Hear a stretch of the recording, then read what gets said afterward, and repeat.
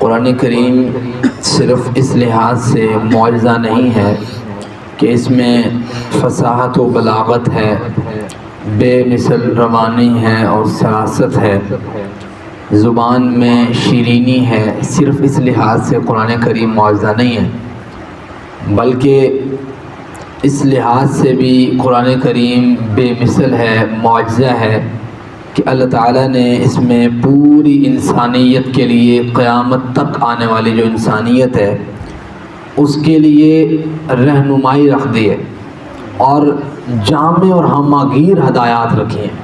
یہ بھی معجزہ ہے قرآن کریم کا کہ ایسا کوئی دور نہیں آئے گا کہ جس دور میں قرآن کریم کے قوانین امپلیمنٹ نہ ہو سکیں، یعنی کوئی ایسا کام آ جائے کہ جو پاسبل ہی نہ ہو، ممکن ہی نہ ہو۔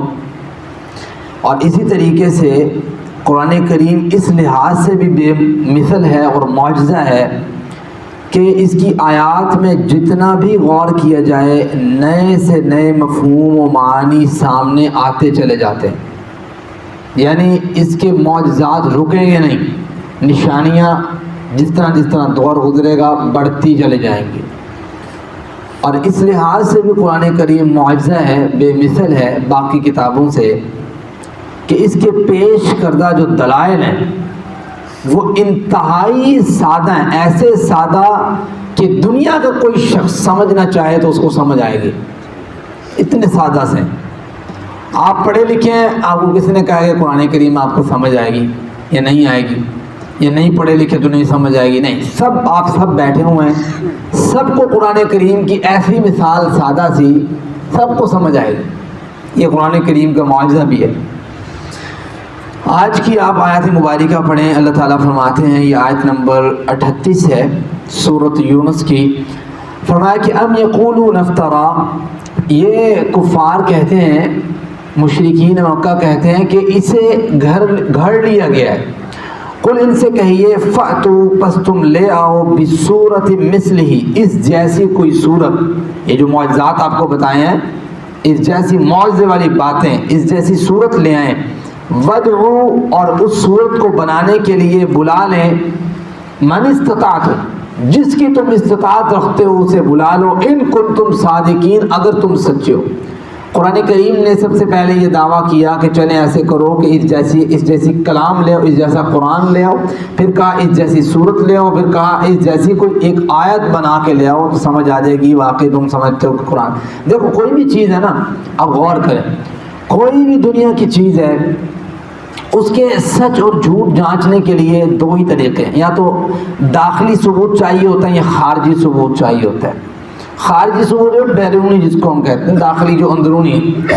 خارجی ثبوت یہ ہوتا ہے، مثلا قرآن کریم کا آپ خارجی ثبوت دیکھتے ہیں تو کبھی آپ نے دنیا کی کسی کتاب کے اندر وہ چاہے مسلمان نے لکھی ہے، وہ چاہے کسی مستشرقین نے لکھی ہے، دنیا کی کسی کتاب کے اندر آپ نے کبھی پڑھا ہو خارجی ثبوت قرآن کریم کا کیا ہے کہ اللہ کے رسول صلی اللہ علیہ وسلم کو فلاں شخص آتا تھا اور آ کے سکھاتا تھا کہ بھئی یہ کلام اس طرح ہے، یا اللہ کے وسلم نے دنیا کے کسی شخص کے ساتھ بیٹھ کے اس چیز کو سیکھا ہے کہ علم کیا ہوتا ہے، لکھتے کیسے ہیں، پڑھتے کیسے ہیں۔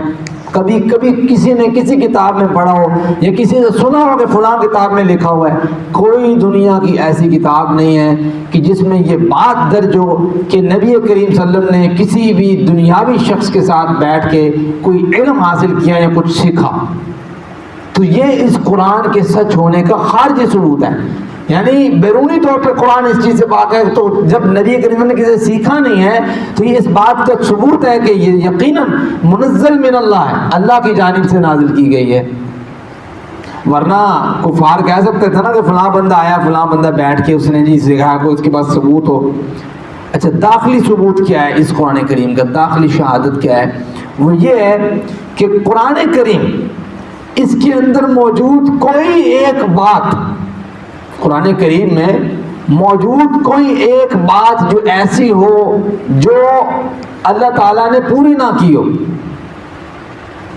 آپ کو مثالیں، بہت سی مثالیں قرآن کریم میں ملتی رہتی ہیں.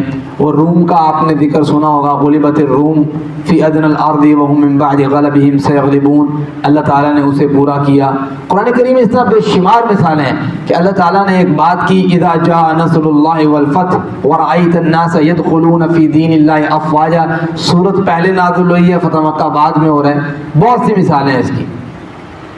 تو یہ اس کا ہے داخلی ثبوت. تو یہ دو ثبوت اگر کسی بھی چیز کے سامنے آ جائیں، خارجی ثبوت اور داخلی ثبوت، عدالت بھی اس کو بری کر دیتی ہے کہ بھئی کوئی ہے ہی نہیں مسئلہ، نہ اس کے اندر کوئی مسئلہ ہے، نہ اس کے باہر کوئی مسئلہ ہے. تو قرآن کریم کی یہ سچائی ہے بہت بڑی. اللہ تعالیٰ فرماتے ہیں بلکہ انہوں نے جھٹلایا ہے. یہ جو لوگ ہیں انہوں نے قرآن کریم کو جھٹلایا، پتہ سارا تھا. بما لم یحیطوا بعلمہ، انہوں نے تو اس کا احاطہ ہی نہیں کیا اس کے علم کا. وَلَمَّا يَأْتِهِمْ تَعْوِيلُ، اور ان کے پاس اس قرآن کی تعویل بھی ابھی تک نہیں آئی ساری. اور اللہ تعالیٰ نے حقیقتاً قرآن کریم کی ساری تعویل جو ہے یکدم ایک لمحہ نہیں دی.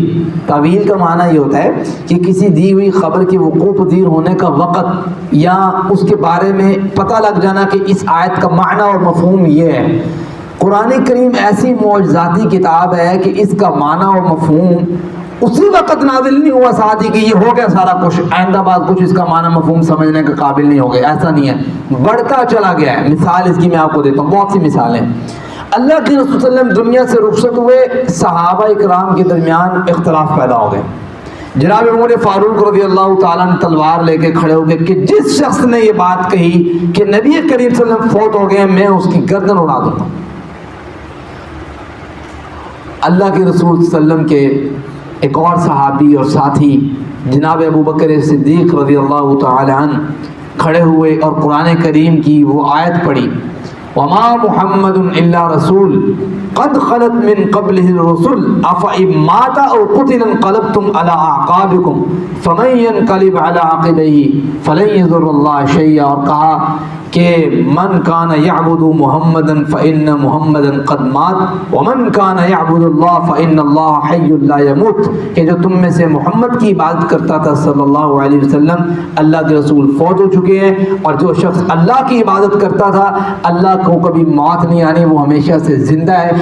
اور جناب عمر فاروق نے اس موقع پر کہا کہ مجھے ایسا لگتا ہے کہ جیسے یہ آیت ابھی نازل ہوئی ہے، یعنی نازل ہو چکی تھی، لیکن قرآن کریم ایسی معجزاتی کتاب ہے کہ تعویل بعد میں ہو رہی ہے. جس طریقے سے یہ تعویل بعد میں ہوئی ہے اسی طریقے سے سائنٹیفک تعویلات بھی بعد میں ہوئی ہیں. سوچتے ہیں نا کہ ابھی سائنٹیفک تعویل ہے، یہ تو ہم پتہ لگایا تھا ترجمہ. سائنٹیفک تعویلات بھی بعد میں ہوئی ہیں. مثال کے طور پر بہت سی چیزیں ہیں.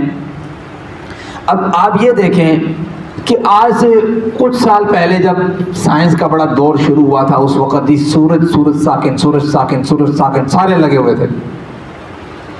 قرآن کریم کہہ رہا تھا نہیں سورج ساکن نہیں ہے. قرآن کریم نے سورج کے بارے میں، چاند کے بارے میں یہ بات کہی تھی، یہ سارے حرکت میں ہیں. سائنس کہہ رہی تھی نہیں ہمیں سمجھ نہیں آتی، سورج ساکن ہے، زمین حرکت میں ہے. آپ اب کی ریسرچ آپ پڑھیں تو سائنس یہ کہتے ہیں نہیں سورج بھی حرکت کر رہا ہے. بے شک وہ جیسی مرضی حرکت ہے، اسپننگ ہے یا روٹیٹری ہے، حرکت ہے.